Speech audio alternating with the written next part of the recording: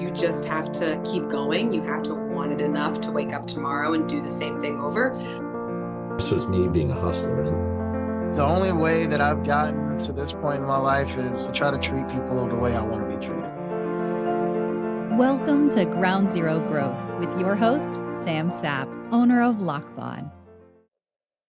Hello, everybody, and welcome to Ground Zero Growth. I'm joined today with my good friend, Josh Peters, owners of Key Consulting KC. How are you doing today, Josh? Doing great. Glad to be here. How are you doing? I'm glad to have you on, too. You and I have been friends for a little bit now. Met at church. Shout out to going to church where you meet awesome Yes. people like Josh. It's kind of a fun story there, actually, if you think about it. You and I think we got a lot closer after a shift in the church, actually. So it's kind of interesting, pros and cons, right? Sometimes when a church gets a little bit smaller, you get a lot closer with the people that are there. Yeah, for sure. It's definitely So been a journey. tell me a little bit about Key Consulting KC, Josh. If you can give me kind of like a 5-minute bullet of what it is and what you're doing there, and then we'll kind Sure. of start the story over. So I focus on, or my main thing is IT compliance consulting. I do basically getting companies ready to either go for an audit if they're trying to be audited by for SOC 2 or other kinds of frameworks, or if they're just trying to maintain some kind of compliance. Maybe they don't have a specific regulatory requirement that they have to conform to, but they have some risks. There's always risks in business. I deal with a kind of a cybersecurity look and overhaul. I look at how they're doing things and advise them on what they need to do better, as well as improve their system, build policies, procedures, make sure that the people are trained properly. I do a lot of different types of training and have quite a bit of so there's a storm going on out there.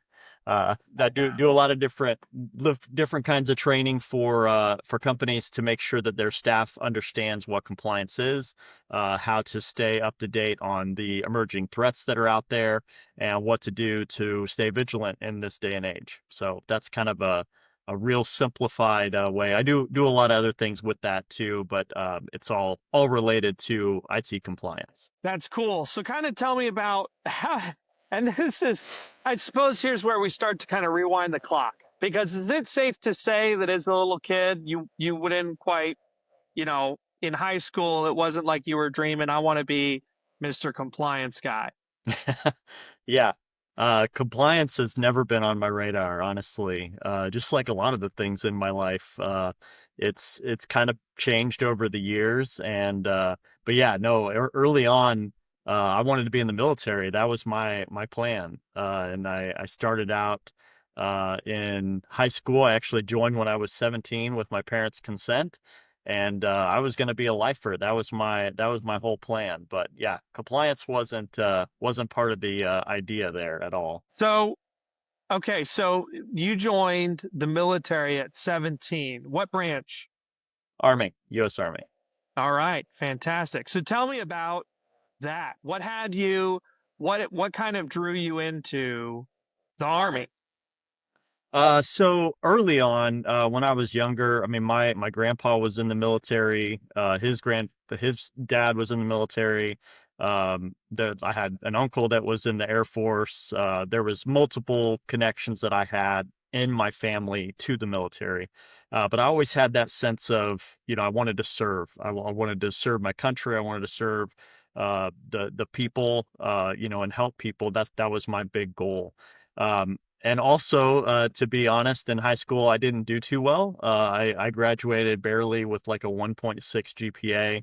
I really didn't care about school. It wasn't challenging to me, and because it didn't push me in ways that I probably needed to be pushed. So I just kind of did whatever I wanted, and didn't really focus on the important things of school. So whenever I got to 15, 16 years old, I was like, man, I really better do something or figure out, because I'm not going to be able to go to college. And then the military was there, and I was like, oh yeah, I want to do that, and I can do the military, and I don't need a college degree. And so that was what I started out. That was my kind of, oh, I can do this and it doesn't matter if I got bad grades necessarily or whatever. So now you do have to have a GED, or you have to graduate high school, at least to graduate. So I did do that. I graduated. That's cool. Yeah. Have we ever talked about that by chance? I did a little bit of college myself, and it's interesting. Schooling for me, so I was homeschooled prior to that. So my experience was, anyway, schooling for me, the way I give it to people is the last notable event I really remember kind of instilled it for me. I was doing comp science and I was acing the labs, but bombing the exams because I didn't know what acronym the, like I could build the thing, I could set the thing up, I could integrate them, I could even tell you how they function, but I didn't know what the acronym stood for. And so I would bomb the exams. So I literally acing the labs, I barely passed with a C. And that was kind of my wake up call of like, I don't think this is for me. Yeah, so in school, like college, I went to college later on. I was older when I went multiple times. The first time didn't work out too well. We'll get there as part of the story here soon. But when I finally did end up going to college, I graduated 4.0, summa cum laude, top of the class. They let me be the valedictorian speaker at the ceremony, and total different shift from high school to college. I will say I excel at being challenged. Whenever I have when I have something that I don't necessarily know how to do it, I figure it out. I thrive on, the unknown and going after and solving the problem. And so when I got into college, it was like, I'm going to do this. And no matter what people have said in the past of, you can or can't do certain things, I was like, nah, I'm going to show everybody. And I actually got my 4-year bachelor's degree in 20 months. So I was, while I was working full time, and we just had a baby, in that time, and we sold a house bought a house in that time. So it was crazy. And it was quite the journey. But yeah, I definitely, that's when I realized how driven I was, and how I wanted to do the rest of my life. That was, from 2021 to 2022. January 21 is when I started, and I graduated August 1st of 22. And I knew after I got done with that I could never go back to the way that I did things before. Just kind of not that I did things halfway, but I couldn't go back to putting my best effort into every ounce of myself into everything that I'm doing all the time. And so I'm just, that's just the way it is for me. I'm 110% into whatever it is I commit to. I just do it. And I can't go back. It's really hard when you get to that point. It's like turn off a switch, and I don't have a switch anymore. So it's just all the time, go time. So. Tell me about your experience in the Army. Well, so I joined right before September 11th happened. I was in class. I remember, so I went to, I think it was like, I don't know, August 17th or something is when I joined, or somewhere around there. And I remember going back to school because I didn't leave. I was on the delayed entry program. So I joined and then had to wait until the following summer to be able to go into basic training. And so I remember sitting in class watching it on TV, just like, everybody else at that time. And it was like, oh man. And I knew as soon as it happened, I was like, well, I'm going to war. I didn't know where, I didn't know who I was going to be going, what country, or who I was going to be fighting. But I knew when that happened that I was going to be going to war. And I got phone calls on that day, and it was like, you need to be ready to go at any time. And they were even considering taking me out of school early and sending me to basic training. I ended up getting a speeding ticket and put me on probation. And so I couldn't actually go until that time went past. But it was a perfect time. It was a perfect time for me to go. I went to basic and AIT in 2002. After I graduated high school. On a speeding ticket? I'm sorry, I just kind of want to understand that a little bit more. Yeah, I was going 76 and a 45, and I popped over the top of the hill, and the guy clocked me right at the top, and I was in a little red 2-door Pontiac Grand Am, and that's like attention grab 9,000. So I was caught. There's no going back, and fortunately, I just got probation. I was able to do. I had like 100 hours community service I had to do because it was my first violation, and I was very fortunate. I learned my lesson. I don't speed anymore. Don't I'm speed, guessing, kids. well, I'm guessing that's just the speed you're going, or maybe I'm misunderstanding something with the military, but I'm just used to like, here's a ticket, go on. No, so the military will not let you, if you are on probation, you can't even join. You can't join, you can't do anything. There's a lot of rules that they have for, so it actually caused problems with my signing up process and everything. So I was actually supposed to go. I think the way it worked is I was going to join before I actually joined because the timing was off. So I couldn't join until that August. And so that was when the finally got out of my probation and everything. So yeah, they don't want you to have a record, criminal record when you're, especially an active one. I mean, it was a misdemeanor. It wasn't anything. It wasn't even a misdemeanor. It was a ticket, a speeding ticket, but I was on probation. So I couldn't go into the military. I couldn't join and do anything while on probation. I had to wait until that was done. So when I finally got done with that, then I was able to join, but it delayed that whole process. So Gotcha. Okay. That's interesting to me. Okay. So you stopped that then. I mean, you got off probation and ultimately you joined the military. right. And tell me about that experience. Yep. How was basic training? How was So basic AIT was back to back. It was so when you're in it, it's never fun. But as soon as you get out, you're like, wow, that's awesome. You realize what you just did. You have somebody yelling at you to work out all the time. And it's amazing because they keep you in shape. And so you don't have to worry about, am I doing the wrong thing? It's like they're going to tell you if you're doing the wrong thing right away. So you have instruction, all the time to stay on task, to stay, pursuing the goal that you have. And so it was easy. Military, especially basic training, AIT, any of the training type of situations, super easy. You don't have to think, you don't have to process anything. You just do what you're told. If you can follow orders, it's cake. It is the easiest thing ever.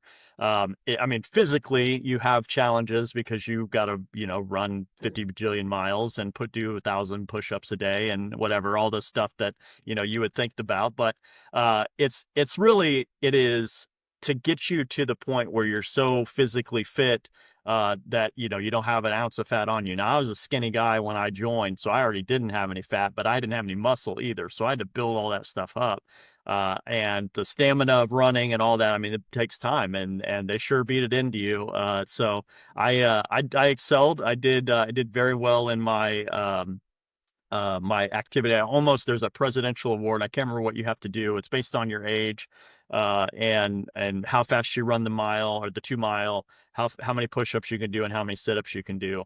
I could do everything except the push-ups to make the 70th percentile. So I was close, but I've never had the upper body strength. And some of those guys, man, their chest was like, they'd go down an inch and they're like 1, 2, 3, 4. I'm like, you're not even going down. You're not even doing a push-up. You have a chest that's bigger than your whole body. So yeah, some people have a benefit over that than others, but so yeah, I graduated AIT, our basic training AIT, again, top of my class. I really excelled at it.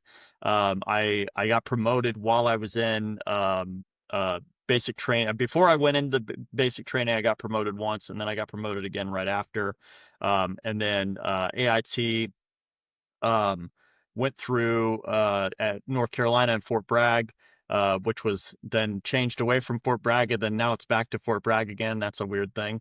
But anyway, so I really enjoyed my time in all of those places. I loved military life. It was just easy, being told when to wake up, when to go to the bathroom, when to sleep, when to run, when to not run, when to yell, when to not yell, all that stuff. It's just, it's super easy, which So is what I'm kind of, hearing is if you're one of those like top of the class, sort of like you get told a thing and then you do it, but you also like ace it. You're just like, the first time a teacher asks a question, you're like, oh, I know the answer, like that. If you're that type, then you're going to excel at oh yeah, military. absolutely.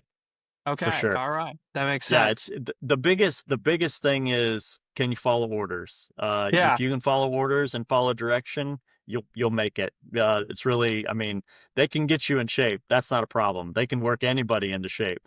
But it's following the orders and following the direction that they give you. After I graduated basic in AIT, I had a very short time after that where I went on a ski trip, actually a ski and snowboard trip to Colorado. Up until 2022, that was the last time I skied and snowboarded. So it was a 20-year, 20 something year gap in between there, or almost 20 years, I guess.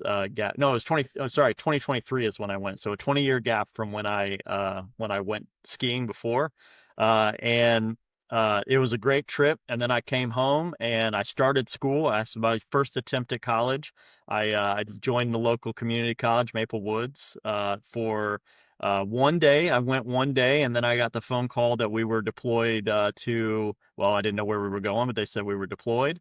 So I threw my papers back on the table and said, I can't go to school. And I left, and I didn't go to any classes or anything. And they just basically canceled it all. And then I went to my unit, and we started the deployment process, and that was quite the experience. I went through combat lifesaver training, which in the military, as a kind of joke, but not a joke, they call it combat life taker training, because typically you're not trained well enough, and usually people end up dying because you don't do things the right way. I never had that problem. I learned how to do it the right way, but it's a joke. Military humor is often weird. So, but I I hear it's a little dark sometimes. it is very dark. You gotta have fun with it though, because there's so much stuff that happens. It makes And sense. it's, when you go through, especially in a wartime. So after I got deployed, we ended up going to Iraq. So I was in Iraq from March of '03 until July of '03. Um, my unit, so I was in civil affairs. We were the people. So they called us the Greenpeace with guns. But often we were doing things like restoring the water supply or making sure they had water, clean water. So turning on the cleaning filtration system, which they had, which was brand new, but they never turned it on. So we turned it on. They had electrical from there's a dam in the Tikrit River, and so they had full electric all the time, but they were controlling it. Saddam would control it and limit it to like an hour a day. And so we turned on the electricity and made that full time. We made sure they had food. We made sure the hospitals were open back up. The schools were in operation. We basically restarted the country after the war, the initial war happened. And while it was technically still a war zone, but we were actively doing those things to make sure that the people were back doing what they were supposed to be doing to keep the country alive and keep going. And the idea is to kind of instill democracy or some form of it. They have a completely different political system over there. It's very tribal run, and so there's a lot of family this, family that. You'll have they've been killing each other for thousands of years, and this family hates this family, and they're living 2 feet from each other. So I mean, it's a constant.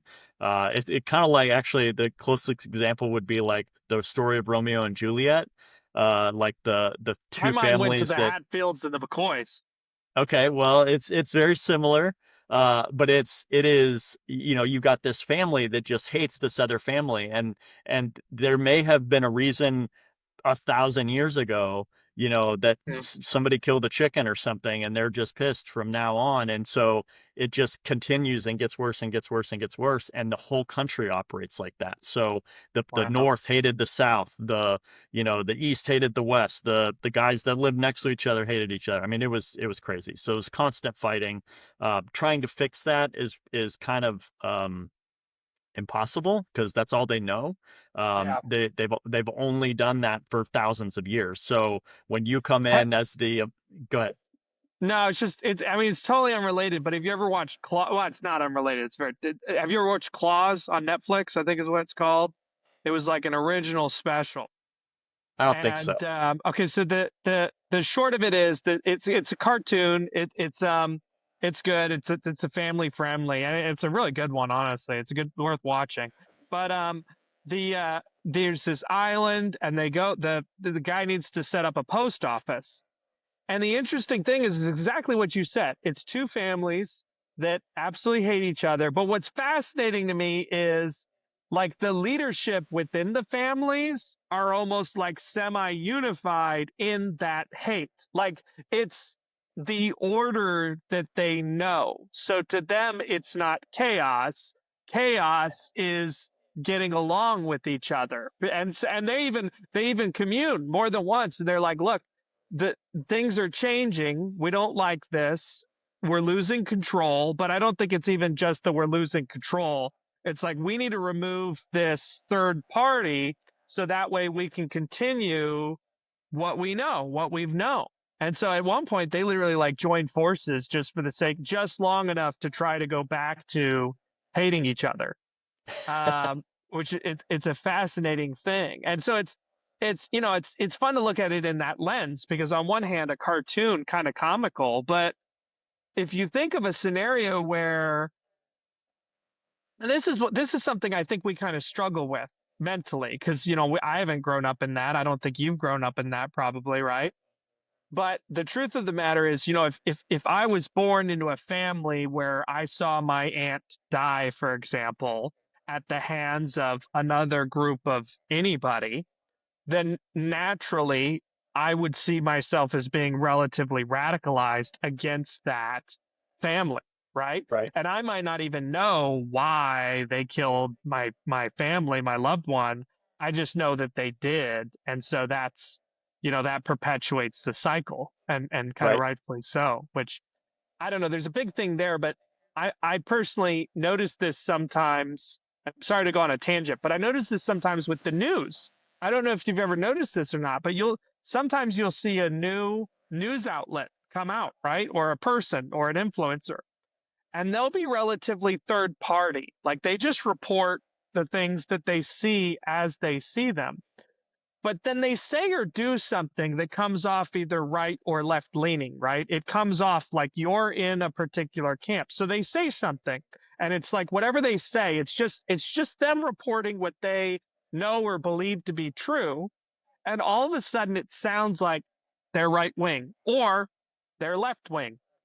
And then what happens is the opposite side comes at them aggressively, like negative comments, negative feedback, heaven forbid, but maybe even death threats.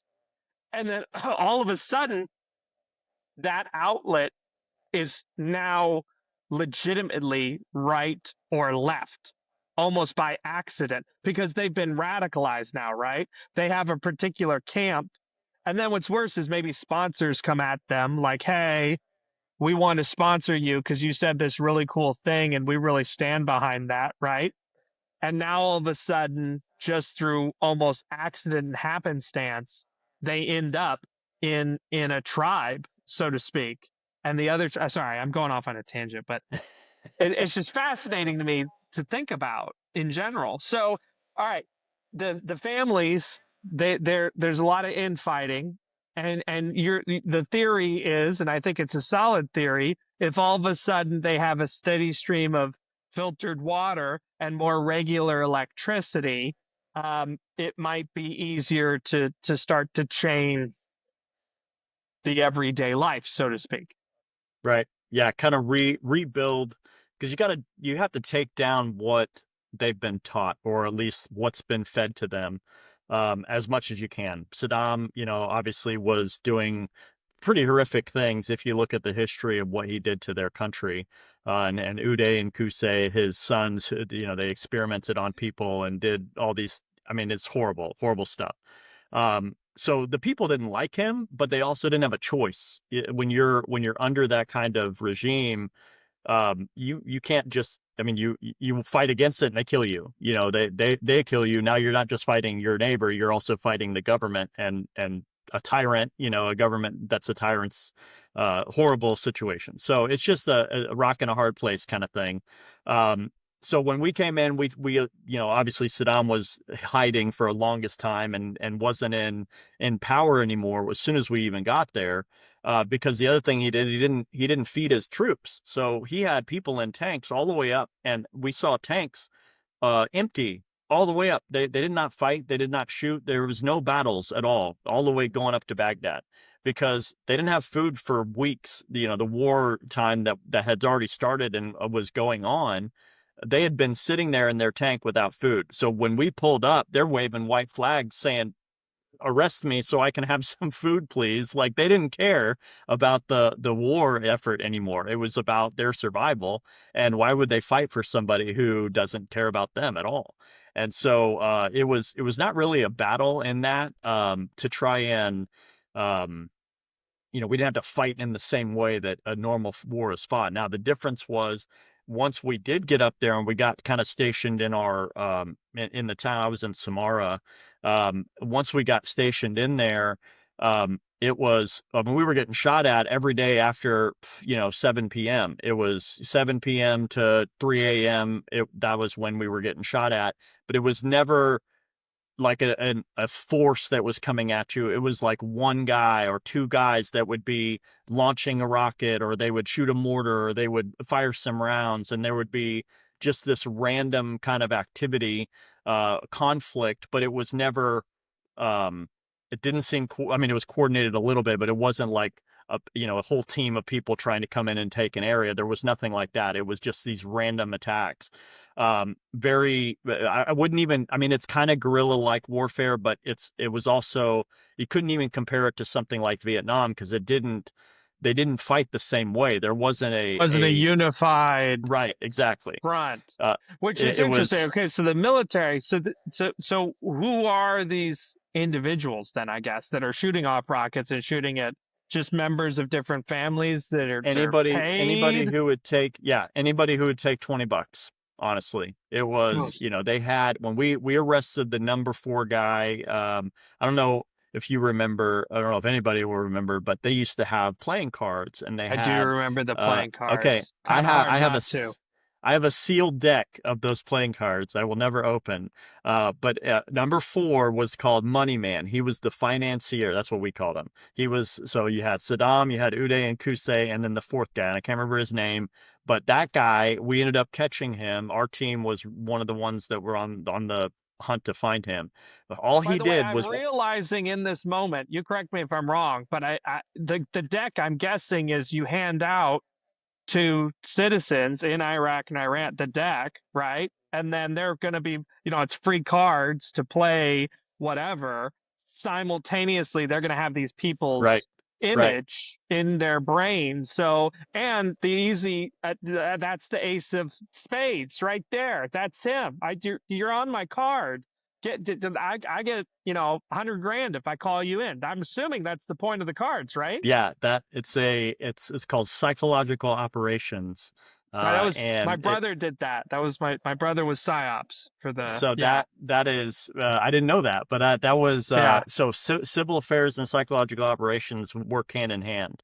They're the ones that go around, and they have the loudspeaker on the car, and they hand out the pamphlets, and they say, here's all the information for what's going on. And it's not, it is propaganda, but it's positive propaganda.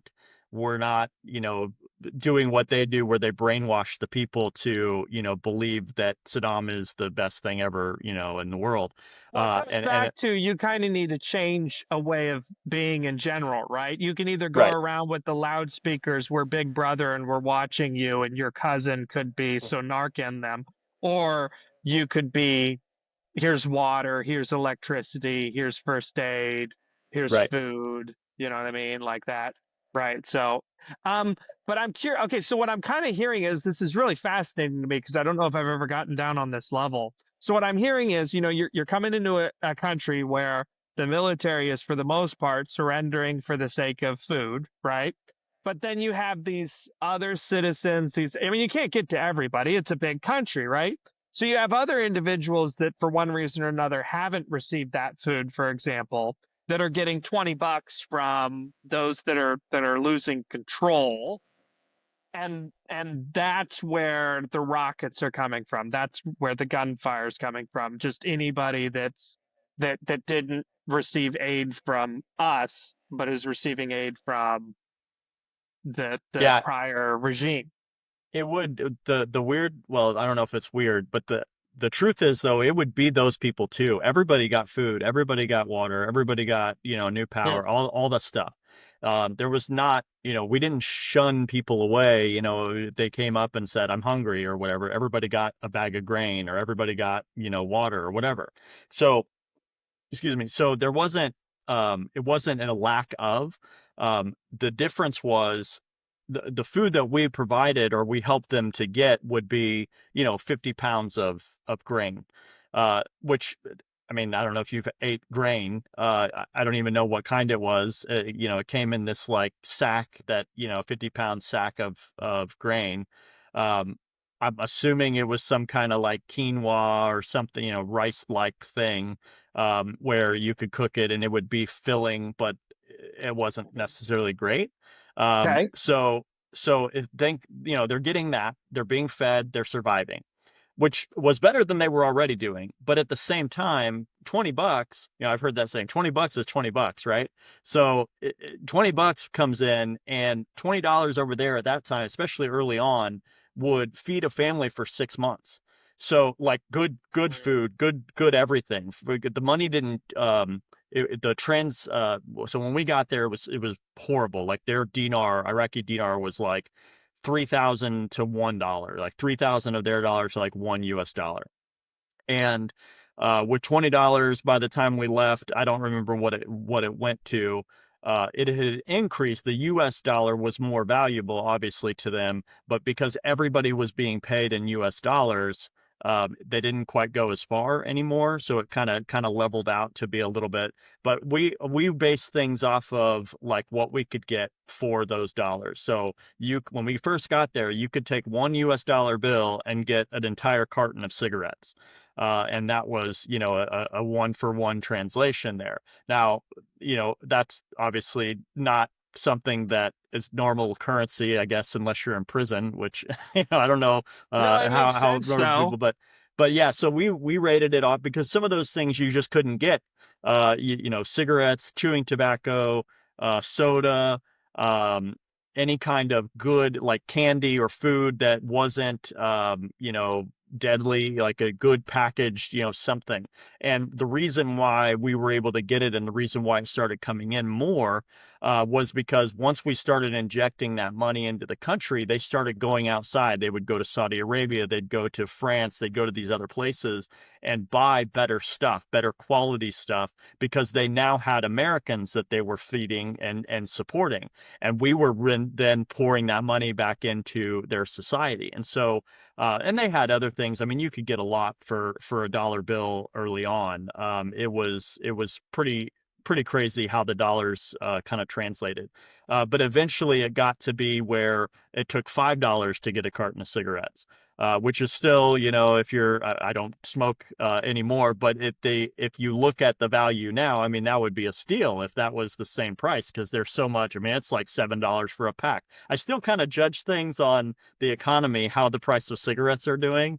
So they keep going up and they're just being taxed more and more. But anyway, it's a weird way of looking at things. But yeah, it was definitely we were pouring into their society in many ways. So not only was the government paying to restore the schools, and we were paying the teachers, we were paying salaries, we were paying hospital people so that they would work, so that the hospital could function, and building up their own infrastructure so that we didn't have to take care of these things as Americans. Yes, we had triage centers, and we had, if something occurred and somebody was really hurt, we would aid them, but the idea was they should go to their own facility and get their own treatment, and have a system in place to be able to do that.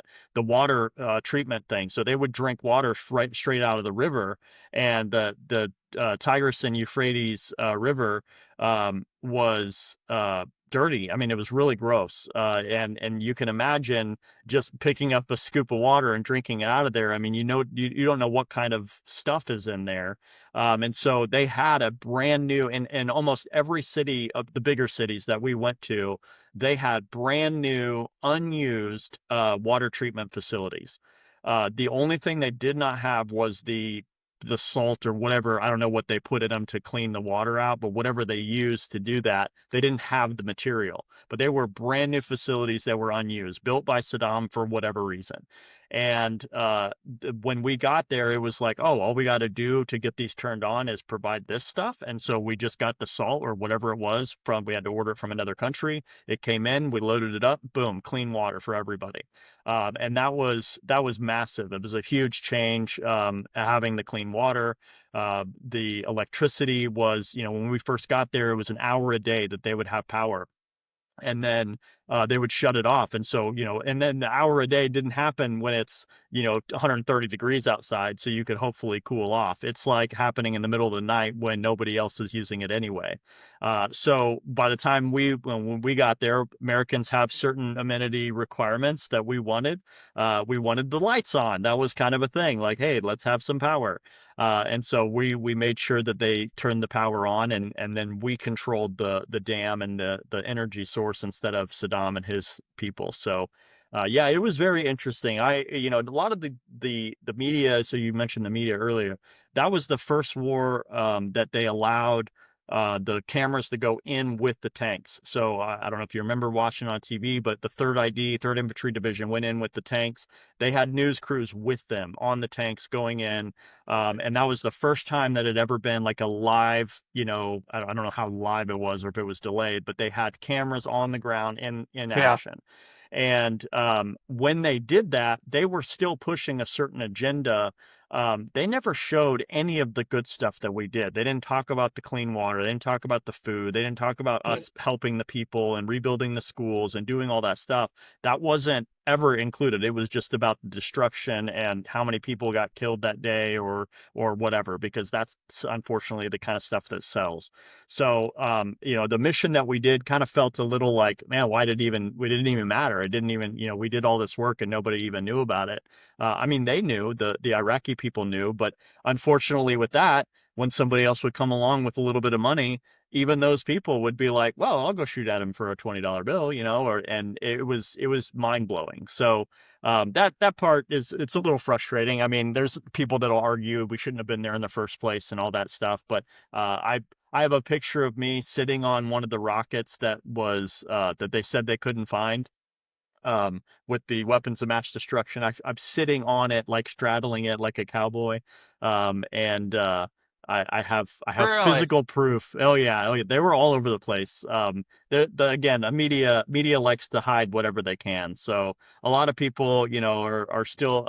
I've still heard it today. So We you're should have never saying been not there. only were there weapons of mass destruction, but you got a picture with you on Oh one. yeah, they were everywhere. We had, so they weren't using them And because what again, defines?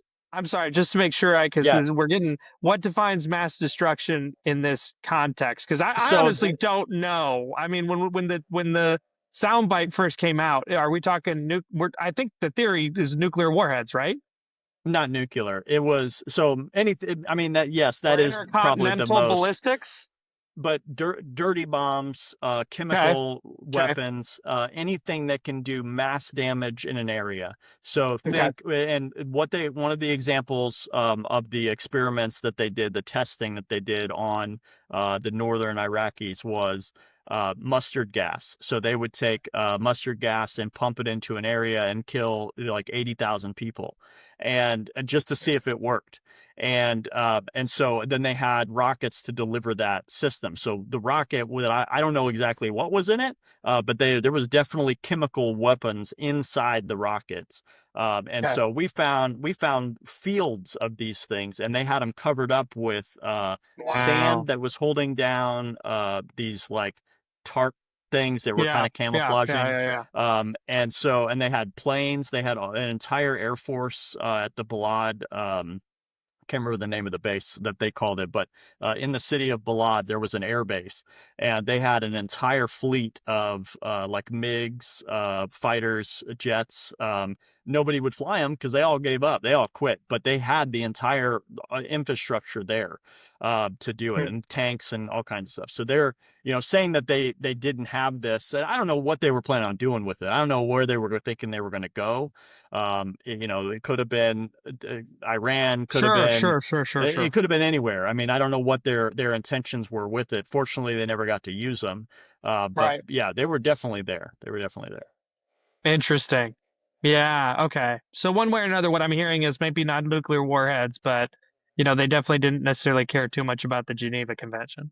Yeah, oh no, that was completely gone. In fact, I can tell you one example. So they would drive around vans with the medical cross, the red cross for the medical symbol, and then shoot rockets out of the back of them on purpose, like rockets, grenades. They would shoot at you from that because we could not shoot them. They knew we couldn't shoot them because we followed the rules. So they also hid inside the schools and would shoot from inside the schools, inside the mosque. They would shoot from inside the mosque. Eventually, all that stuff went out the window when they're actually firing. I mean, obviously, when they're firing and you can tell where it's coming from, then you can return fire. But they would start in those situations. They would also shoot at our helicopters with the Red Cross on them. Anything that they could do to damage. It's funny that you have rules of war. There are rules of war. Well, I'm sorry, but there's an intense level of questioning now. They're coming so naturally. So let's say I'm driving in one of these Red Cross vehicles, and you're not allowed to shoot at me. How close am I getting to your vehicle before at some point you're like, no, you can't come any closer? Or did the rules is there exceptions? Like what? Well, You know what I mean? Because if yeah. I know that, I'm going to try to get as close as possible, right? And lock in a clear shot. And they use that. They use kids. So they would surround us with kids. The kids would come out, and anytime we'd go into an area in the city, they would send kids out, and they would be begging for candy. Now they didn't have to send any. The kids would come out and do that anyway. They'd be asking for candy. They want, water, whatever, and they want stuff. They want you to play with them. They want to kick the soccer ball. They want to do all that kind of stuff. And we would entertain it about this much. Like you keep them back. They are not allowed to get close to the vehicle because they would snatch stuff out of your vehicle. But the other thing that they would do is they would hide. They would have the bigger kids come up, and there would be an adult inside those bigger kids, and then they would pull a gun out and they would shoot somebody right there, like as close as they could get to you. They would shoot, and then they'd run away. Now you're not going to open fire into a group of kids, so the chances of you getting that person are very slim, unless you literally mow the entire group down. So they would do things like that. They would use women. They would put babies. They did that in Vietnam too. They would put a woman with a baby and have them come up and try to bomb you. And so there was, they would do anything they could to get close. And so with the vehicle thing, if we could perceive a threat, if they were coming head on at you, and you can tell that they're, intentionally doing something, that's a different story. They're going full speed straight at you. That's a target because you can kill somebody with the vehicle. So even if they just ram into you. So the rules changed because of the threat that was happening. But the scenarios that I was giving is they would pull up in a van just, 100 yards away, which would look normal, but it would be a marked ambulance type vehicle. And then they'd hop out and start shooting at you. So they're able to get into an area because they have this vehicle that we are not bothering. They can get there because, medical aid or whatever. And then all of a sudden they're shooting at you. So yes, we were on guard. We knew that they were doing that. So it was like, okay, something's not right. Anytime you see that kind of stuff, we usually wouldn't stay in an area long enough for them to do that because we would keep moving. You don't want to be in one area any length of time anyway, but that's the kind of stuff that they would do to undermine those rules. They knew the rules, but they also knew that they're going to shoot us because we're not going to shoot at them. They know what we can do initially and what they can't do, or what we can't do initially. And the tanks, they would put the tanks inside the schoolyard. So behind the wall of the school, and then shoot through the wall into the other stuff. So there was a lot of things that they were doing to just defeat whatever rule they can. They're not really playing by the rules. If there was rules, I mean, it's war, so there's not a lot of rules at war anyway. But there are technically rules of war for the Geneva Convention. So Right. Interesting. Yeah. So, well, and it's yeah. It's fascinating to me because I've read a little bit. I actually, frankly, I couldn't finish, but there's a book called Operation Pineapple Express. It's a very interesting book, and it talks about the exit of Afghanistan.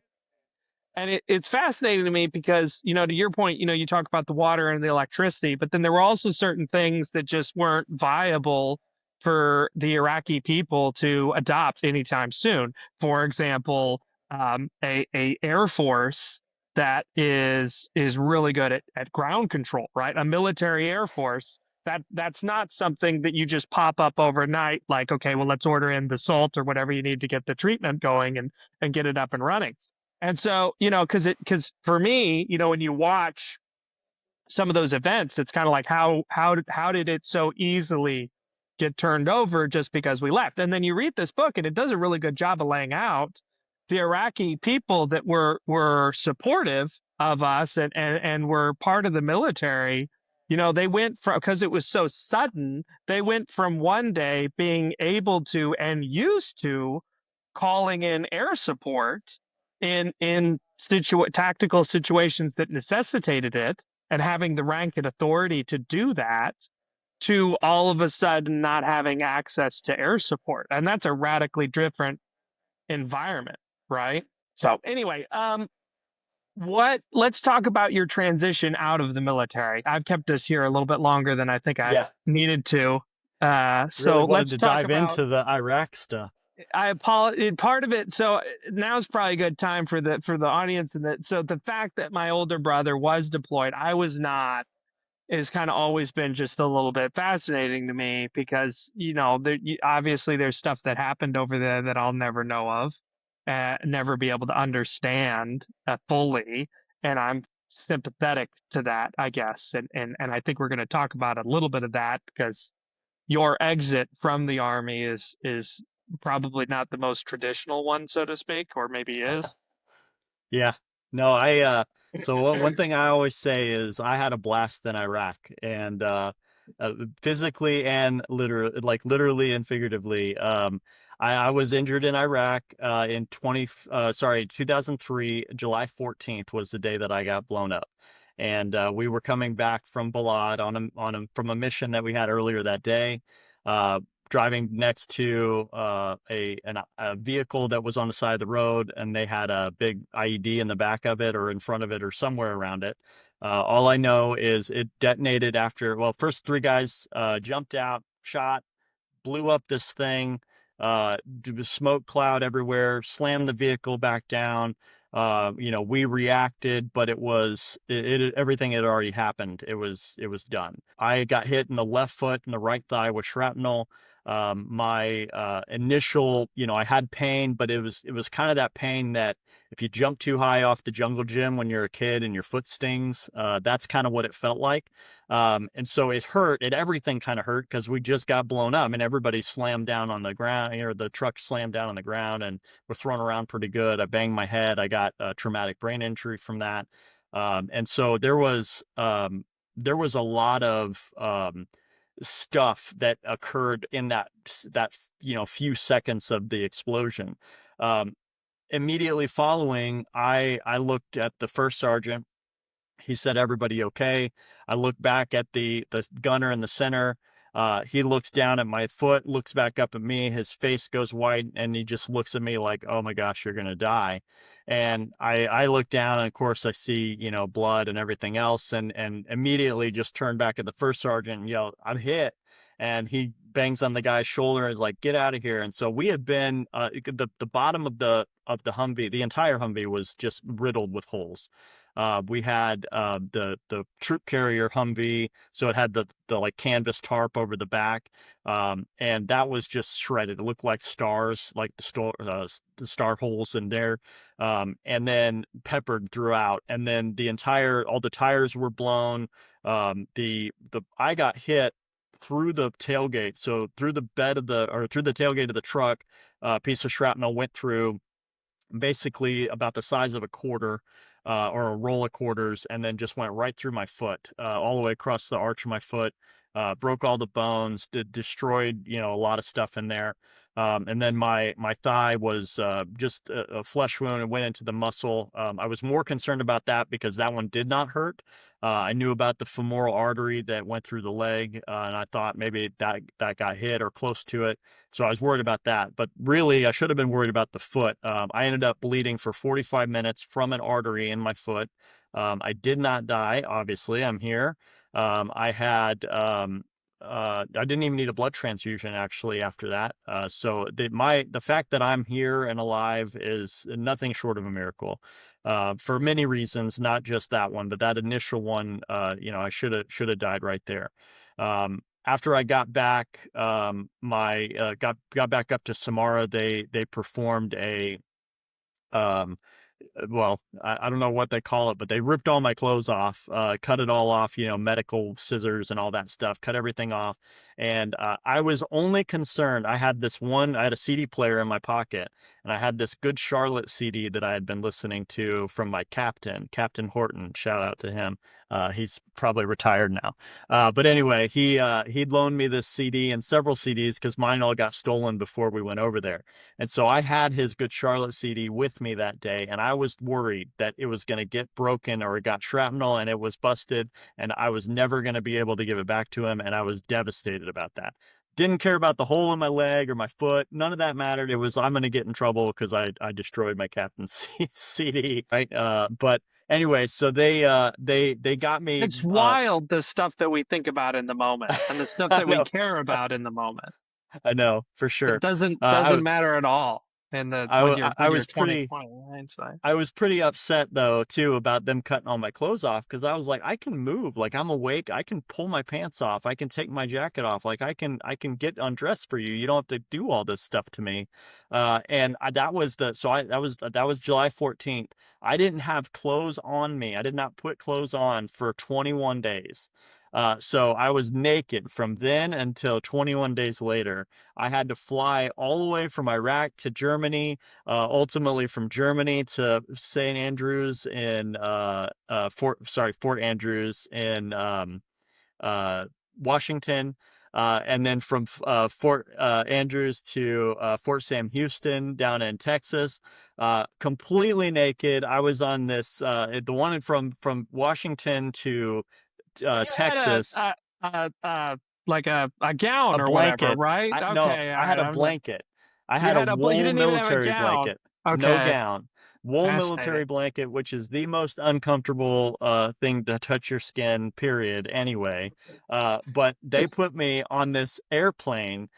It was a government chartered plane, because they would fly back and forth with like senators and all that stuff. So I'm on this aircraft, laying on a stretcher on the plane, facing the rear of the plane, like on my back, looking up at the ceiling. Everybody just staring at me the entire flight from Washington to Texas. And I'm the only one on the plane without clothes, because why would anybody normally be flying without clothes? Anyway, that's But you have the military blanket. I mean, I have a blanket. I'm just trying to understand. Any fun conversations and all that?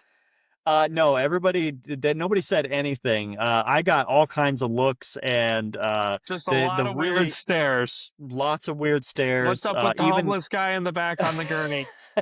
Yeah. Even in the hospital, they pulled me over into this room as soon as I got to Fort Sam Houston, and they just left me there. And eventually, so they did not know if I got hit with depleted uranium, and so they were isolating me, and they put me in a room and they sealed the doors, and everybody that came in had to wear those suits from the movie. Was there E.T. regular IEDs with depleted uranium?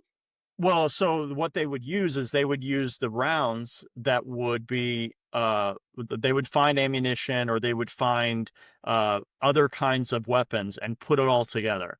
So they didn't have like just depleted, they didn't have uranium that was just sitting there for them to access. It was like stuff that we had shot or we had used. We had rounds from our tanks, our Bradleys, that would have depleted uranium in it. It would do a lot of damage. They would find the extra stuff. They would throw it inside to this big metal can, and then when they detonated it, that would be the shrapnel that came out.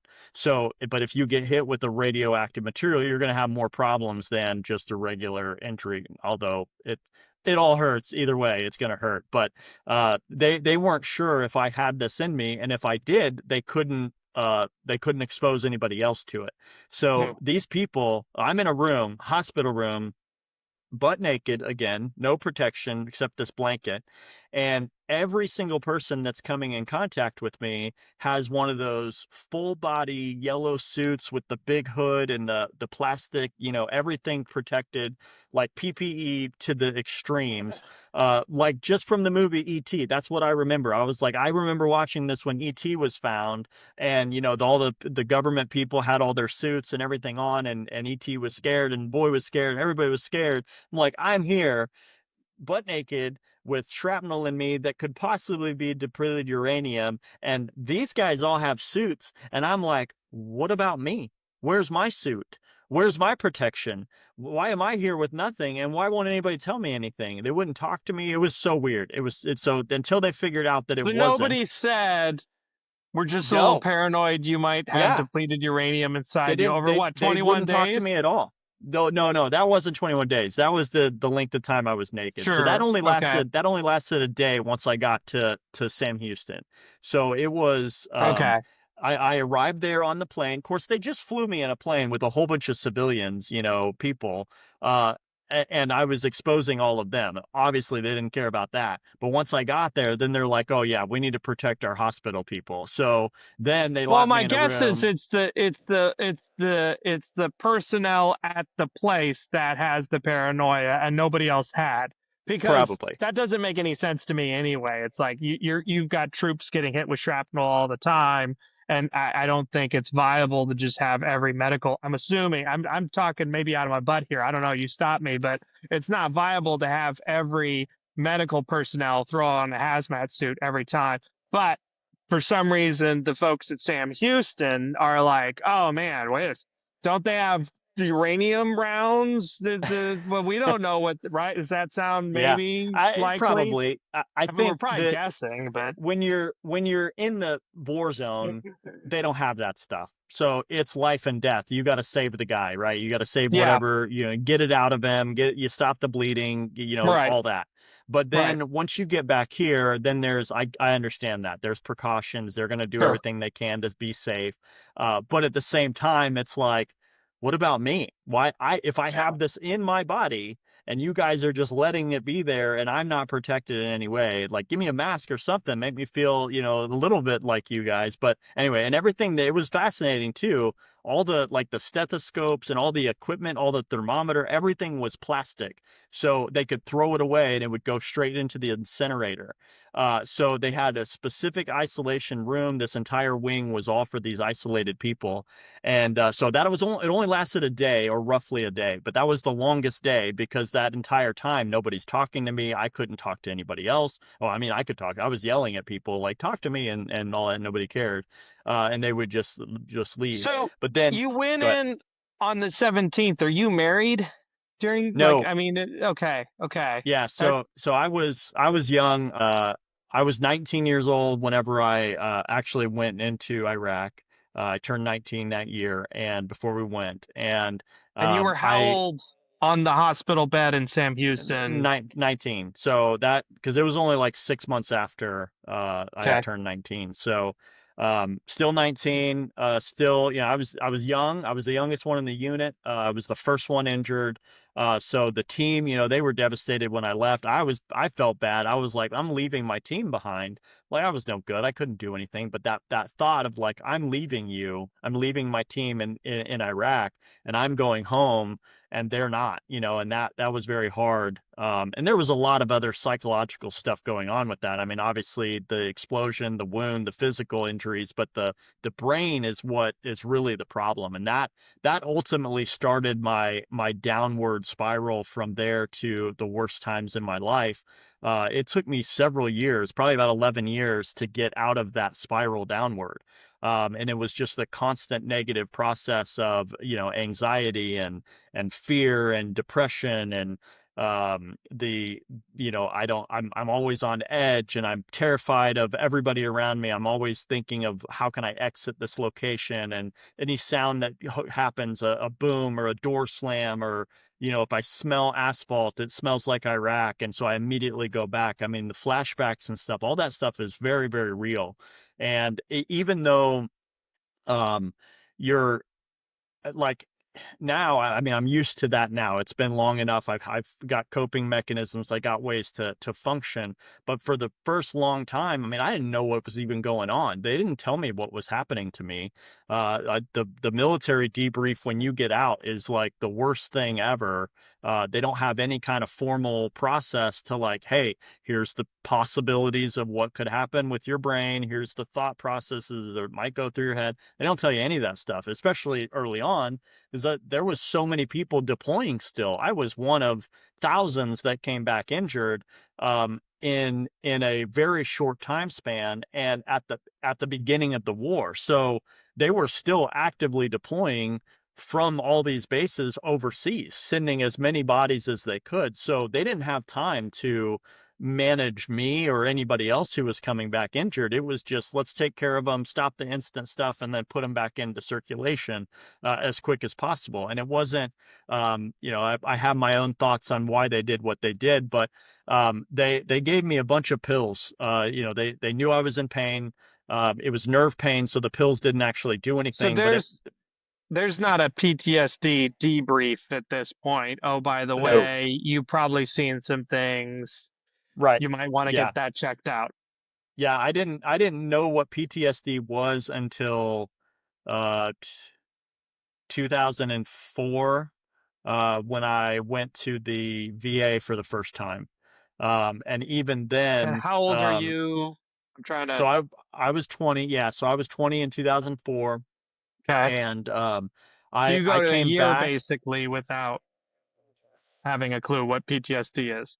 It was actually more than that, because it was it was about a year after I got hurt to when I went into the hospital, and I was like, I was on medication. They had given me a anti whatever, I don't know, some kind of pill to help with the anxiety or the psychosis or whatever you want to call And it, just to to keep catch me up, kind so of. we're a year later, hazmat suits, they've patched up your foot. I mean, we can't see you from the leg down, but for the sake of the audience, you have both of your feet. Oh Yeah. yeah, I do. So they've removed whatever shrapnel, theoretically, and you're theoretically good to go. I mean, right, you've gone through a debrief, have fun, good luck in civilian life. Yeah, pretty much. So I still wasn't out yet. I was in a time, they gave me like almost like a year of nothing. So I was still in, I was supposed to go to physical therapy and that kind of stuff, but there wasn't, also again, government. So it wasn't exactly, set up for me. I had to figure things out myself, Okay. and then try and make it happen. So my physical therapy ended in North Carolina. So I went back to Fort Bragg till December. I was there from August till December, roughly, of 2003. When I came back home, it was like, you're on your own. And I was still in the military, but I didn't have any support at home. My unit was still in Iraq, so I couldn't even talk to them. I didn't have any way to contact anybody else in anywhere stateside. And also the care that or lack of care that I just got from the military, I was kind of like, I don't really want to go back there anyway. I don't want to deal with what they can offer. And so I didn't go to the VA though until, well, to get in the system to start getting medication. That's when I started going, because I was running out of what they gave me. So I went in, they kept me on the same medicine until November that year. I'm sorry, until December of that year. So I got married. I found my wife and I got married in November of 2004. A month later, I had started working at this job, H&R Block. I was supposed to be an IT guy for H&R Block, and go ahead.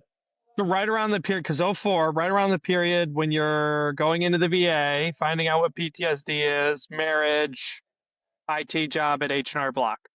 Yeah, All I kind didn't of know about same sort of year. Yeah, I didn't know about PTSD until this incident with H&R Block. So, Okay. or not with H&R Block, but after. So I had heard things. They had kept me Yeah. on medication. I knew something was wrong, but they didn't give me a title. They didn't give me a diagnosis. They didn't tell me Gotcha. what it was. So in November, I get married. I think everything's going to be great now. I'm married. Get into December, I get my job at H&R Block. I'm supposed to be an IT guy helping their support their tax people. Not a tax guy. I'm not a tax guy. I didn't want to do taxes. I was an IT guy. So I am talking on the phone. They make everybody go through a week training of the phone system. So you can learn how to do the phones, and you got to answer calls that come in, and you're doing customer service basically for whatever needs that they have coming in. Not technical, just customer service regarding taxes or something. The first phone call I get, this guy named Mohammed starts yelling at me in Arabic, yelling at me about his taxes. He got charged all this money and blah, blah, blah, all this stuff. And I just start feeling all these feelings. I don't know what's going on. I'm having all the emotions come out. I'm angry. I'm flaring And up. do you know Arabic?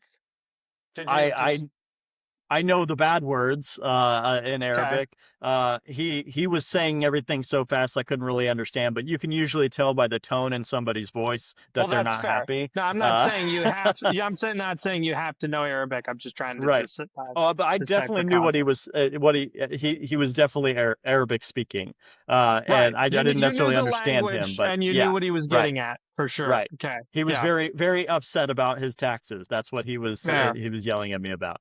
And so he just kept going off, and in my best customer service way, I said, "Sir, please, stop yelling. I'm gonna have to transfer you. I'll escalate the call." I put him on hold. I walked into my manager's office, who I had known for like a week and a half at this point, and I'm like, "Sir, I don't know what's going on with me, but I got to get out of here right now." And I just turned around and walked. Now, I carpooled with the guy, and I'm so sorry I left you there that day. If you're listening to this today, I'm assuming he made it home. We never talked after that, but I left. I went to the VA hospital. It wasn't very far. Never talked after that. So this is why life is wild and such nuance, right? Because it's just like, in his mind, he's probably like, man, this new hire and a jerk and carpool, blah, blah, blah. Meanwhile, in the grand scope of things, you leaving him behind is probably the lesser of what's happening right now. Right. So, Still, the things you think about and when you're going through something. So sure. I didn't think about that when I was there, but I did think about it afterwards. But so anyway, I'm going through these thoughts. I don't know what's happening. I go to the VA. There was this one guy I had met. Can't remember his name at this time, but he said, if you ever have any problems, I don't care if I'm with somebody, you walk in like serious psychological issues going on, you say, I need help, and we'll take care of you. And so I that's all I knew. I went there, I went to him, I walked in, I burst open the door. I said, I don't know what's going on, but I need help now.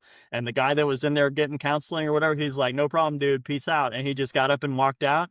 And the guy's like, sit down here, let's talk a minute. And I was like, I don't know what's going on, all these thoughts and everything. And so ultimately, come to find out, they hospitalized me in the VA. They took me off the medication I was on. They put me on a new medication to do this because of the medication and the way that it works, they have to basically sedate you. I was pretty hysterical too, so I kind of needed it. But they sedated me, switched the medication. They later told me that the medication I was on, it was Prozac. That medication was known to cause amplified suicidal thoughts, aggravated tendency, violence, all these kind of things. I'm like, why would you put that on somebody? Why would you give that to somebody who's in this state already and then not tell them that this is a potential problem? So anyway, so that's how I found out that this is PTSD and this is what I have now. And that was a month after I got married. So I just brought my wife into this Well, I was just gonna and say too. So you've married this woman, and your first week on the job, intense ordeal. Next thing you know, you're going to the VA. Like, hey, you said, "Hey, come here if I need help. I'm here if I need help." Which amazing interaction, right? That the person just like, no problem. Like, you do you. And then they're hospitalizing you and taking, switching out meds. Wow. Okay. All right. Interesting. How long were you hospitalized for? I'm trying to decipher the so wife's side now at this this point. was, it was into the new year. This was like 2 days after Christmas or something like that. It was because we had Christmas break and then I came back to work at H&R Block for the second week of training. So this was like still right at the beginning. It was like a week and a half after I started. But it had to be like the 27th of December was when I started in the hospital. And then I was there for until like the 2nd, or maybe the 3rd of January. So a week, of time. And during that time, hospitalized, I was on the ninth floor of the VA, which is the psych ward, because I was going through all these crazy episodes with the medicine, which doesn't help you feel any better about yourself when you're placed in that position. But now I'm really concerned about what do I even have? And then thinking, I just got married, we have a daughter. I have these thoughts going in my mind of like, what is my family in for? Like, what did I do to them? And then blaming myself. I had a lot of survivor's guilt that I was dealing with through the war experience. I didn't go into all that detail, but there is a big mental struggle.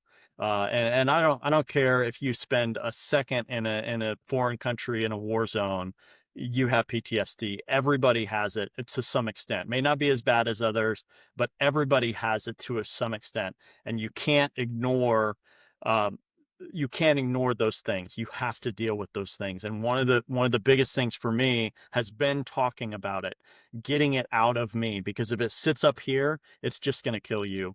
And that's most of the people that, they can't deal with it. Nobody can deal with it. It's not possible for us to handle this.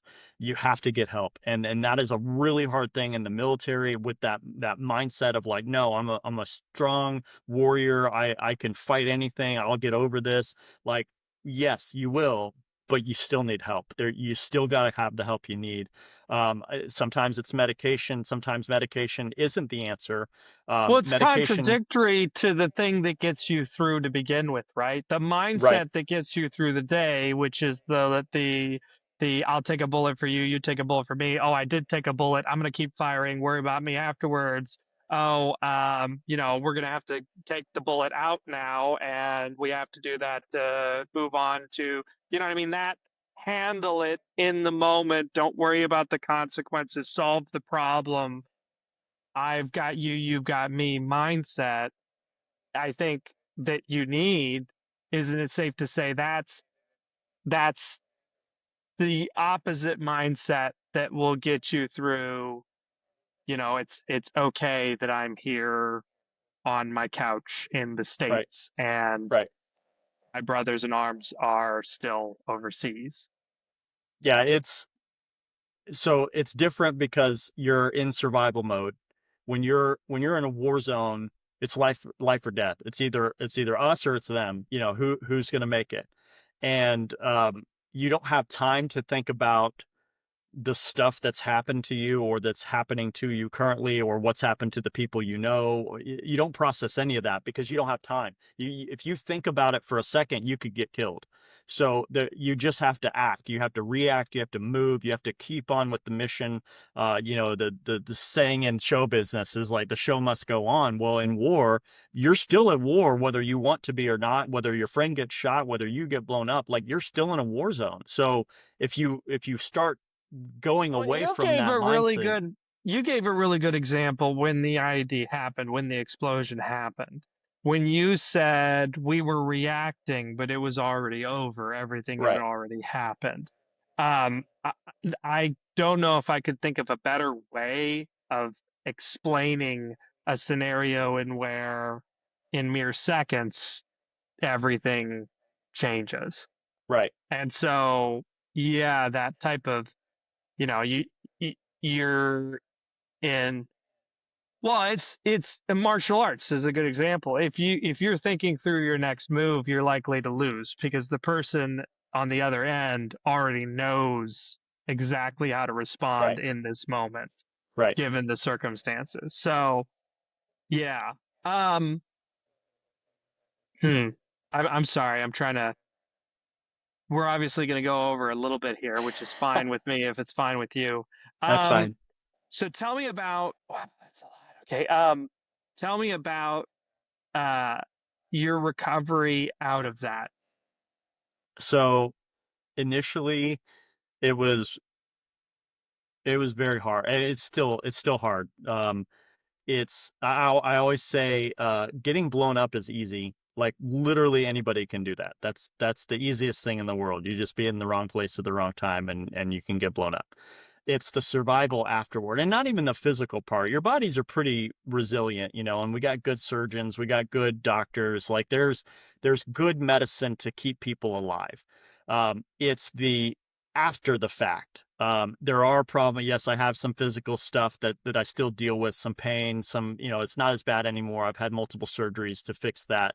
But the mental part never goes away. It's not like, oh, I'm healed all of a sudden, or you can give me stitches in my brain and all of a sudden I'm okay. Like you probably do a lobotomy, I guess, but that would be a totally different kind of situation. It's not really solving a problem, just creating a new one. But the idea is when you're going through this stuff, again, like when you're in the war, you're not thinking about it. So all this stuff is just piling up in your brain. Brains are very powerful. And, we know technology, it's like a hard drive, but a huge one. And you keep everything that's ever happened to you, everything that's happening to you currently, everything that you are going through in life, the pain, the good stuff, the bad stuff, all of it, it's all in there. Now, the brain does a good job of filtering out what you need to keep and what you don't need to keep, but you still have these memories that are locked away in your head. When you're going through the trauma and you're living it, you don't have time to process anything. You're not processing anything, and all that stuff's just getting stored up and waiting for it to one day burst out. When the trigger happens on that PTSD moment, it's not just the war that's affecting me. It's my entire life, everything up to that point that's affecting me and anybody who's gone through this. So the blast that happened was the trigger, was the ultimate, here's the thing. And the way that I describe it is every time anything happens in your life, you stub your toe, you slam your finger in the door, you burn your hand on the stove, anything you learn in childhood of like, don't do that again. That hurts. I cut myself if I drop the glass and pick up the glass.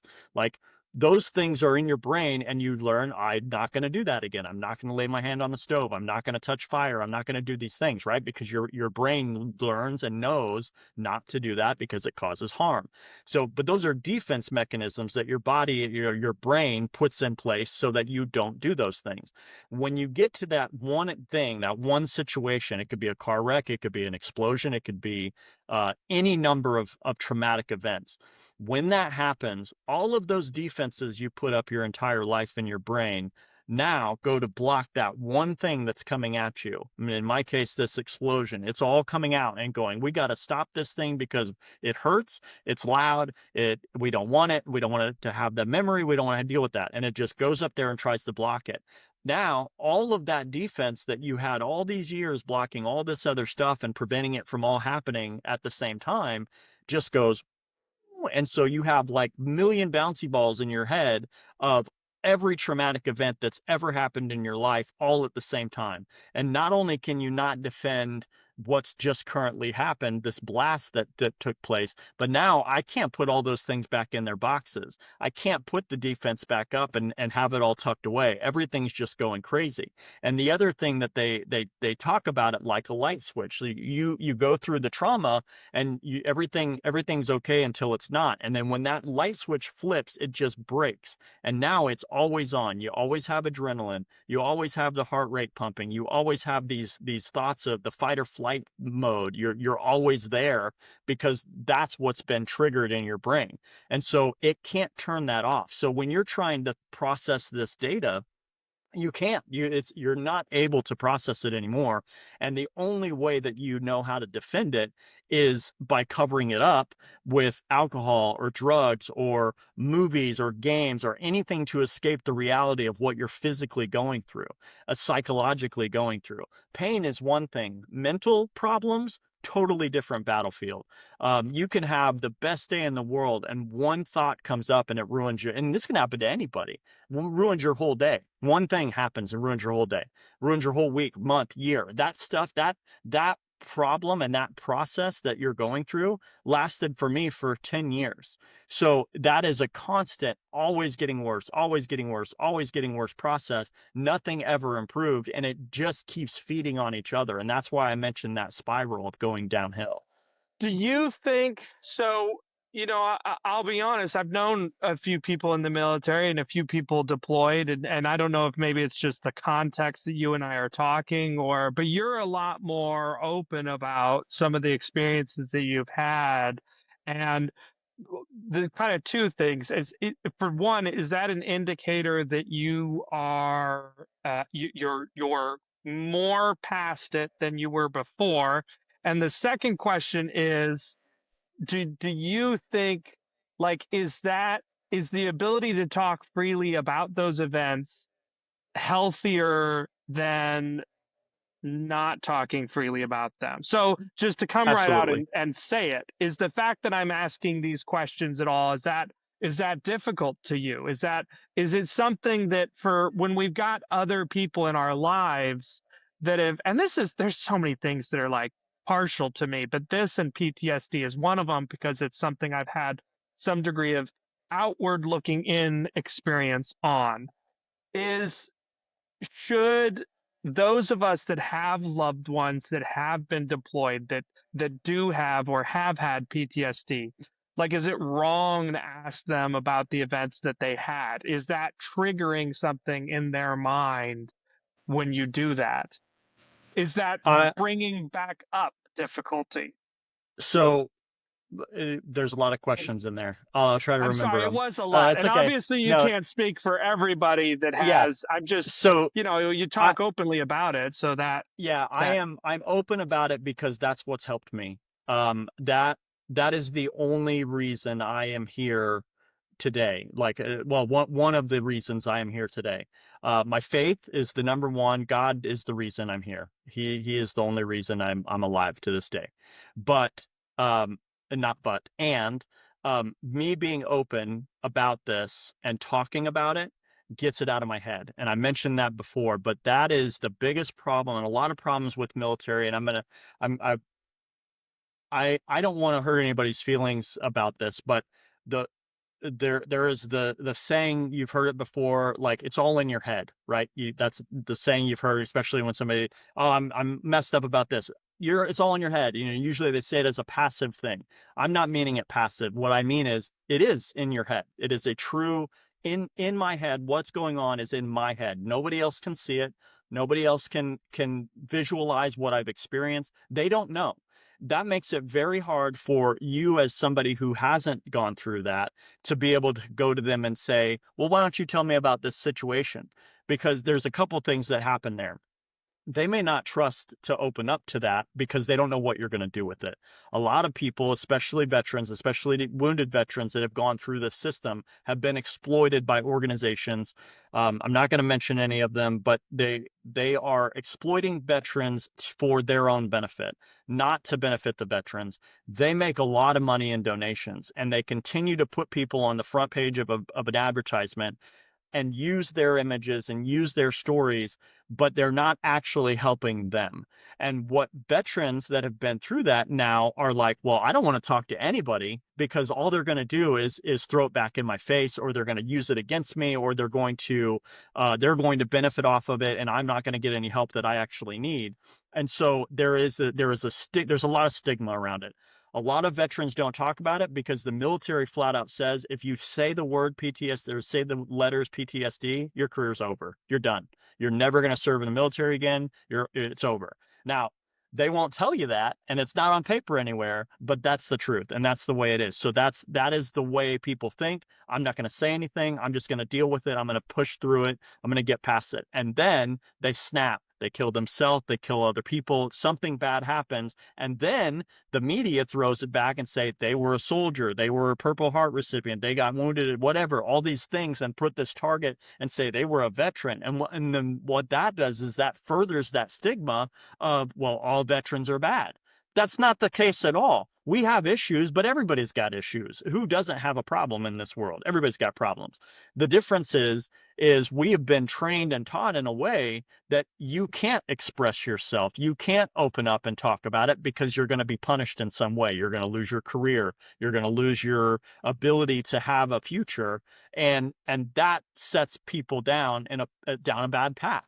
I already lost my career. I couldn't stay in. That's not true. They gave me the option. I could have pushed papers for the rest of my term. I did not want to do that. I wanted to be civil affairs. I wanted to be in the fight. I wanted to be on the ground helping people. That's what I wanted to be in there for. Physically, I could not do what I wanted to be, which that's a whole nother discussion. But that identity crisis that I had, because my entire identity was locked up in that military, I lost everything. When I could no longer be in the military, I didn't know who I was anymore. And so it took me 11 years to even get to the point where I was okay with myself. I still had to figure out who I was. And that journey takes people a lifetime by itself. So when you already are there and then you lose it and have to start over, it's another situation. So you got other problems dealing with that. But a lot of people, anybody who's been in trauma, not just veterans, but anybody who's been in trauma, don't want to talk about it because it brings up things you don't want to deal with. We don't want to relive the bad stuff that's happened. Nobody wants to relive that because it's traumatic. That's in the name. It's a trauma-inducing thing. So talking about it usually brings up things you don't want to talk about. When you're in a therapy session, when you're talking to a therapist, they're bringing these things out because you need to talk about them. You don't want to talk about, but you need to talk about. You need to get it out. You need to process through it. Yes, it happened to me. Yes, it sucks. It's a bad situation. I got to the point at that it was beyond the 11-year mark, but that was the mark. I finally hit the rock bottom, and I had to make a choice. I was either going to end up in the ground or I was going to get better. And I usually say I was either going to get bitter or I was going to stay bitter or get better. And that is a choice that everybody has to make. Everybody in life has a choice. We have lots of choices all the time. But because it is in my mind, I am the only one that has control over what I get to do from now on. If I stay stuck a victim to my mind and do what my mind says, I will never get out of that. I will constantly be stuck in that circle of destruction, and you cannot stay there. So the only way out is to tell yourself, I am not going to stay here. I'm not going to be the victim anymore, and I'm going to move past this. It's a choice that you have to make for yourself. Nobody else can make that choice for you. So as much as I want to help people in this world, I still can't help everybody because not everybody's ready to make that choice yet. And I was there for a long time. I'm so glad I made that decision because once I did, then things started getting better. And it wasn't done, and it's not done. And I'm not arrived. I haven't figured it all out yet, but I am better today than I was yesterday and the day before and years ago. I am so much of a different person now. And the difference now is because I made that choice back then that I was not going to be that guy anymore. And it's, victim mentality, whatever label you want to put on it. I could not do it that way anymore and make it in this world. And I don't believe anybody can. If you have that identity and you're stuck in that process in your mind of I'm wounded, I'm a has been, I never will be this. If you say that, you're right. That saying of you either can or you can't, and whatever, if you say you can or you say you can't, you're right. That statement is very true. And I believe that with all of me because I've lived it. I have been at the worst possible place that a person can be. And I've climbed out of the hole, and not by myself. God was the one that helped me through it. My family, my church, my friends.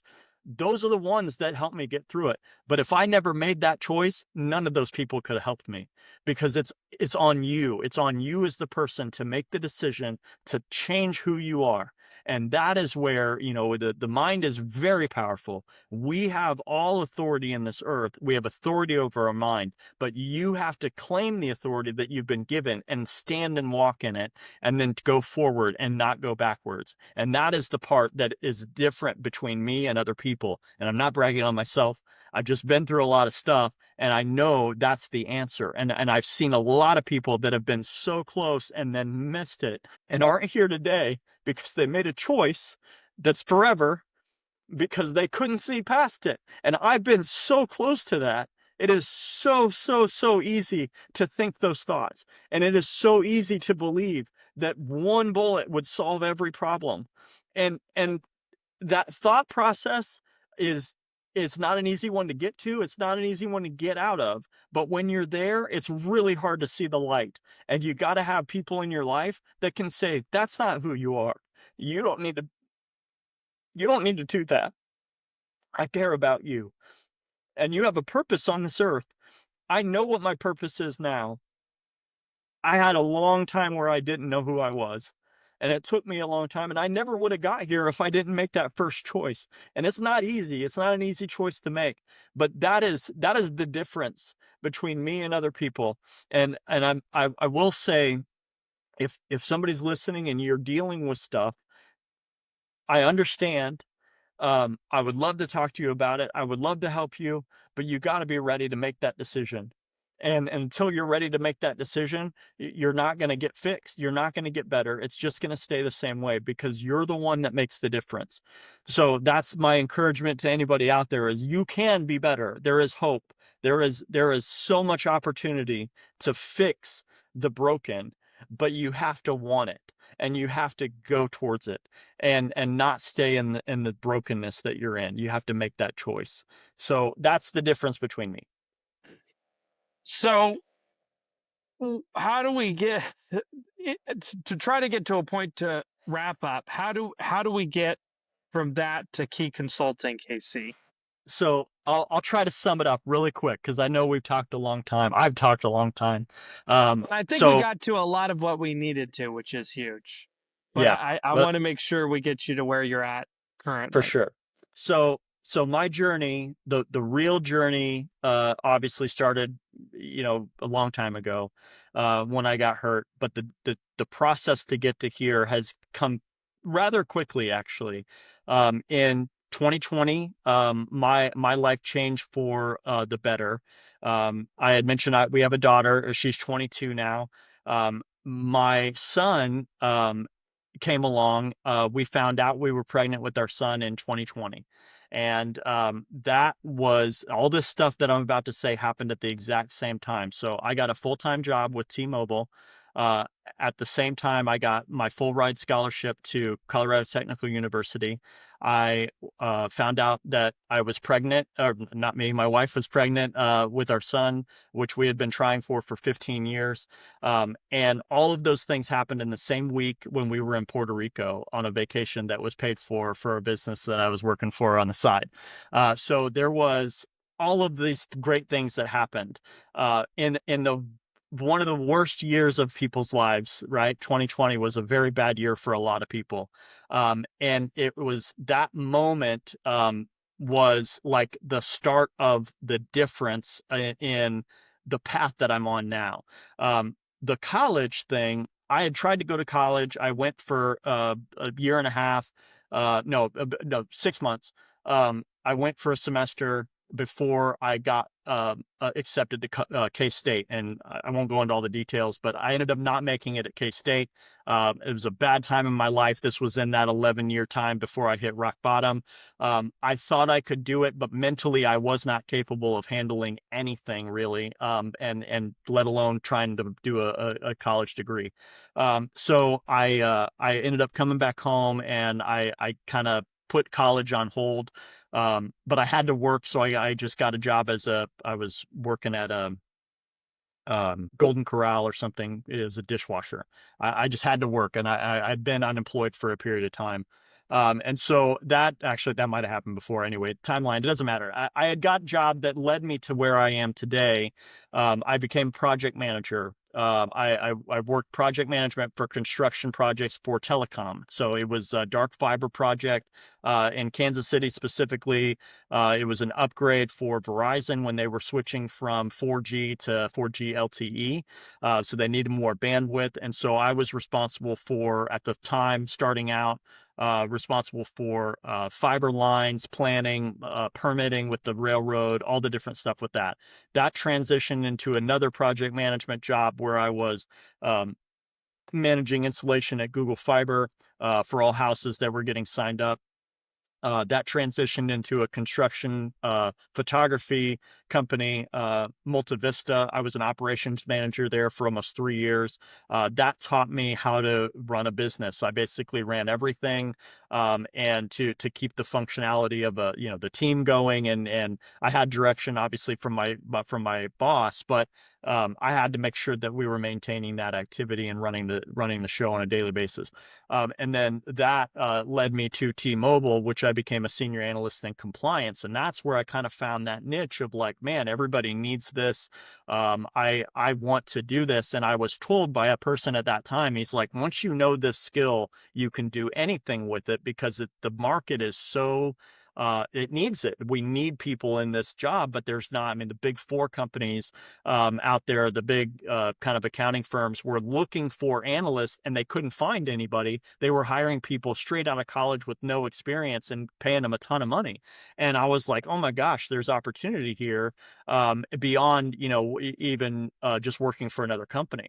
And so I ended up going to school while I was at T-Mobile. I got that full ride scholarship, did amazing things there. But I already knew all the stuff. I was literally doing the job what that education was before. I did it in, my degree was in business administration, but also in information technology and data analytics, which was what I did on a regular basis. So I knew everything pretty much already in my experience up to that point. So college was super easy at that point. I suggest go later in life if you're going to do it, because that's what worked for me. But by getting through that, I got done, and it was like, well, now what? I graduated. I didn't get a raise. I didn't get a promotion. I didn't get anything different than what I was already doing it. And I realized the only opportunity for me was going to be to go to another company or, become higher ranking in the company I was at. But eventually I wouldn't be where I wanted to be without basically owning my own business. And so I had started some projects on the side. My Key Consulting has been around for over 7 years. I had been doing business periodically, doing different things, but never really could put my all into it because I still had a full-time job. And I needed money, and getting clients takes time. Any business owner knows that. And so I couldn't put the all into it. And then fast forward to February of this year, I was let go. I was laid off from my job at T-Mobile, and I knew that day that this was it. I'm done working for somebody else. I'm going to do this on my own. And I went all in with my businesses. I have multiple. I went all in with Key Consulting, and I started reaching out and making connections and talking to people. And one thing led to another, and I was introduced to my current client client from a friend of ours that we both know, and she had led me to where I am, and that has been a door opener for me. And that right there was like, oh my gosh, I can actually do this. I've shown myself through this experience, like I already know this stuff. I know it to like very well, and I can help other people do what they can't do. And so I'm basically taking the enterprise level compliance that I've learned over the last almost 5 years and incorporating it into small businesses and medium-sized businesses that would never have the opportunity to pay the millions of dollars for these mega corporations to come in and fix all of their stuff. And so I'm able to do it at a fraction of the cost, and help the business get out of, or get into a better situation and get out of where they were before. And so that's kind of the evolution to get me to here. I know we talked about a lot of stuff, but that journey that I've been on over the years, through the PTSD, through the physical injuries, through the struggles and the layoffs, I've been laid off multiple times. All of those things have made me who I am today. And because of those struggles and because of those trials, I'm able to do what I do and be able to function in a capacity that I never thought would have been possible. And that's kind of that go 110% into everything I do kind of thing. I can't go back. I can't turn it off. It's just who I am. So that's how I got to where I am now. Hopefully I summed that up enough there in a short way, but No, that's good. Yeah. That's great. And it's something I thought of too while you were talking. It's a little bit unrelated to what you're saying, but just something that came up. It's fascinating to me how in business in general, and especially small business, how trust works. And it's almost like a currency. It can literally be transferable. better than Where cigarettes. right, hey, there we go. Nice callback. Where you can be introduced to somebody else through the right person, and depending on the context and angle, it can really be one of those scenarios where it's like, okay, I don't know you intimately, but I know that other person. I know that other person trusts you, and so thus I know. And it's absolutely fascinating to me, and it's something that, frankly, for me, I've had to kind of learn and grow into because from the partnership the past, it's made it a little bit difficult to, I think for the most part, people know me to be trusting, which is true. And I am, specifically when it comes to like information about myself. I'm pretty open about myself. But when it comes to like, I'm going to introduce you to this person so you can work with them, or, work on this thing. It's something I've had to kind of get over. And I think that's something a lot of people have to get over, because I know a lot of small business, you almost kind of want to see the work before you trust the person to do the work. Right. And yet it's interesting because that, especially in our business, our line of work, that's not how it works at all. So you almost have to have a system of transferable trust for it to work at all. Anyway, so as we start to wrap up, there's two questions. Now I'm remembering the flow, man. There's been such a gap between the podcast. I was like, how does this flow go again? So there's two questions that we like to ask on a somewhat recurrent basis. So we have a motto over here, and the motto goes, if we have seen further, it's by standing on the shoulders of giants. Who's been a giant in your life that you would like to pay homage to in this moment? There are a lot. I'm gonna say my wife, number one, has been through the absolute worst in my life, and probably the best in my life too. And she's been through all of it and has never uh, ceased amazing me and what she can put up with. First of all, but she is very, very, very inspirational to me to keep going and to keep pushing. She has driven me even when I doubt myself, when I doubt my abilities, or if I think I can or can't do something or whatever. She always gives me the truth. She brings me back to the reality of things, and really just anchors me down. And that is such a blessing to me. there are so many other people that I could think of. My dad's been influential to me. He's always been very hardworking, always given his all, in anything he does. And so I definitely I have my work ethic, I think, because of his work ethic, and just having people in my life that are encouraging to me. My pastor, Pastor Randy, has been a very influential person in my life to keep me on the right track and help me get out of those times when I'm in my head and just really dealing with stuff. Shout There's out so to many. Lift KC Church on that one. Yeah, for sure. Keep going. But yeah, I mean, I could probably ramble on. Lindsay Howerton has been a huge impact in my life. She was on your podcast. I don't remember what episode, but early on, and I listened. And as soon as I heard it, I was like, I got to meet her. And then you ended up introducing us, and that's ultimately who helped me get my first big client there. So shout out to Lindsay. She is absolutely amazing. And she has this gift. You got to meet her. If you haven't, you gotta meet her. She's got a gift to be able to call out the good in you in a way that I've never heard anybody do. So she's been impactful as well. And Sam, you've been impactful in my life. You've been that guy in my corner that's been cheering me on. And you do this great thing where you actually play both sides very well, of like the good and the bad, like the little angel and devil. You're like, yeah, let's go, let's jump. And then right after we jump, you're like, should we have got a parachute? Should we have a plan?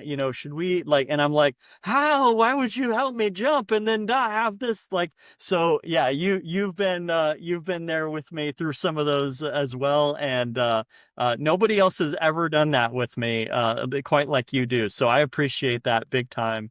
You've helped me really focus on things and pay attention to kind of where I should be pointed. And that's been very impactful. And you're definitely a giant in my life as well. So Thank you. There's a saying, I thought of it when you were talking about your wife, and the first time I remember hearing it, Isaac Mumbai, his fantastic speaker, his mother would say, "Keep your eyes on the sky and your feet on the ground," in order to keep going at an yep. accelerated rate. And so, what has been this is kind of an interesting one, and I wish I had a way to zero it down, but what's been kind of like a rule of thumb in your life that you've found to be true again and again and again? Something that henceforth has maybe carried you through those difficult times where that saying comes back up, or just something you're like, that to be true. You're like, you see the thing and you're like,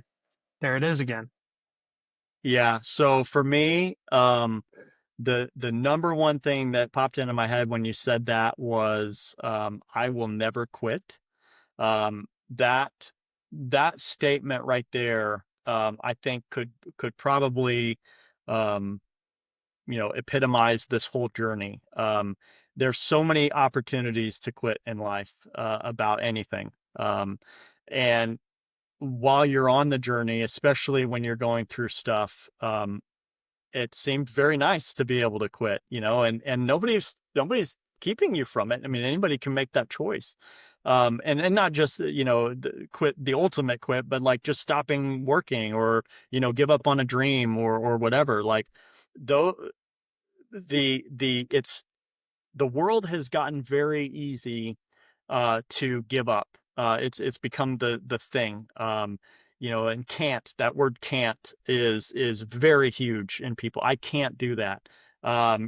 Something like that. And when I mentioned skiing at the beginning, and I didn't do it for 20 years. When I finally did do it, I actually snowboarded down the mountain with the guy that only had one arm. So he had lost both his legs and one of his arms in an IED blast in Iraq or Afghanistan. I can't remember which one. And he was going down the mountain with me on his own snowboard with two prosthetic legs and a prosthetic arm. And I took can't out of my vocabulary that day. And it was absolutely amazing to see that was even possible. I had no idea. And just, I mean, I'm sure somebody told him, you'll never ski, you'll never snowboard, you'll never be on a mountain again. And he didn't let that stop him. And so I took that and I was like, you know what? I'm not letting anything stop me. I'm taking that can't word out. I can do anything. It's going to be hard. It most definitely is going to be hard, but I can do it, and I'm going to do it, and I'm not going to quit doing it until I get there. And so that is the ultimate, that I'm not going to quit. I will never quit statement. That is the core of my life. Everything I do, I'm not going to give up. I'm not going to quit until I'm told it's time to move on. I'm going to keep on going. And which, can be a bad thing too, because, I would have never, or I won't say would have never left T-Mobile, but I probably wouldn't have made the decision to go into business right away. If I would have quit, I would have gone, and tried to work for somebody else or something. So having that choice made for me, made it a lot easier to make that jump. And when you don't have any other option, I think you've said to me before, burn the boat, and because if there's no going back, you can only go forward. If you can't go back, it's only going forward. And so no matter what, it's like, I'm not going back that way. This is the direction I'm facing now. But And yeah, that's another Phil Green. Yeah, that was another episode reference. Burn the boat. Sorry. It's a good one. I mean, and a lot of these though, like I think I've learned some of these saying, and that's why I connect so well with your show, is because the stuff that you bring out in people and the way that you do this, it connects. I connect with them. They connect with a lot of people because people who are driven the same way have a very similar path. And yeah, all our stories are different. We all have a different journey to get to where we're going, but everybody's got to make those choices along the way. And if you have can't in your vocabulary, or if you're like, I'm not going to make it, I'm just going to give up, you're right. You won't make it because you're just going to give up. And so you have to keep on going and keep pushing. And it's almost you don't have a choice. There is no other option for me now. I don't have any other option. I just officially signed my severance letter, yesterday. And it was, now it's officially official. And I even had that moment of, the heart racing and the heat, going through my whole body. I'm like, oh no, it happened again, and even though it's already happened, it's like, it's still that, there's still emotion. It's not that I'm not going to have feeling ever again. But the difference is like, I was done with that as soon as it happened. It was like, oh, cool, we're already there. Let's go and just keep on moving and keep moving forward. And so, with any of these things, that I've talked about or other people have talked about, it's like the difference between the people that do it and the people that don't is the ones that do it didn't quit. And I've read all these self-help books and all these different, how to do this and guru this and all that stuff. And every one of them has a similar, very, very similar journey. Maybe a different path to get there, but the same storyline where it's like, this happened, then this happened, and then they did this, and then they made this choice and they weren't going to go back. And now look where they are. They're a bajillionaire or whatever. And it's like, oh my gosh. Yeah. I'm on that journey. I'm doing it right now. You're doing it right now. Everybody that's been on your show is doing it right now.